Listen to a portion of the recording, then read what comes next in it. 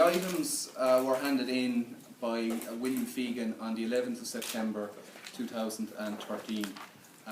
These items consisted of clothing, handcuffs, shackles, and a number of other items of adult paraphernalia. I returned to the reservoir myself on the 12th, the following day, after contacting Mr. Fegan to ascertain the exact location of his find. On returning that day, I was unable to see any items that were visible from the bridge in the reservoir. I returned again on the 14th of September. Again, I could not observe any items that would have been in the water. Furthermore, I returned on the 16th of September. On this day, the weather conditions were far more favourable, and I was able to observe a number of items, or I was able to observe an item in the water, which was what I recognise to be a part of a set of handcuffs partially submerged.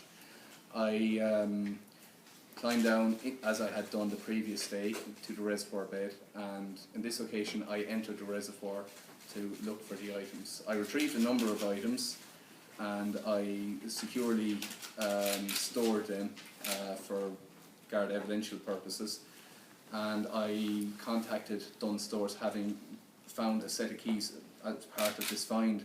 Part of it was a set of keys. I contacted Dunnes Stores in relation to a loyalty card that was on the set of keys, and the following day a representative of Dunnes Stores had contacted me to inform me that this had belonged to Elaine O'Hara. I then ran a check on the Garda Pulse system, which returned Elaine O'Hara as a missing person for approximately a year. At that moment in time, I contacted my supervisors and informed them of my find.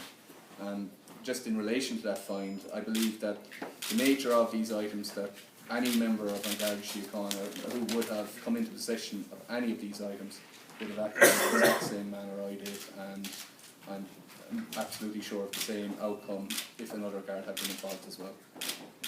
Garda, are you going to say you were just doing your job, or do you think you went beyond the line of duty? It is the line of duty for any member of An Garda Síochána who would have, I'm absolutely convinced, would have acted in the exact same manner.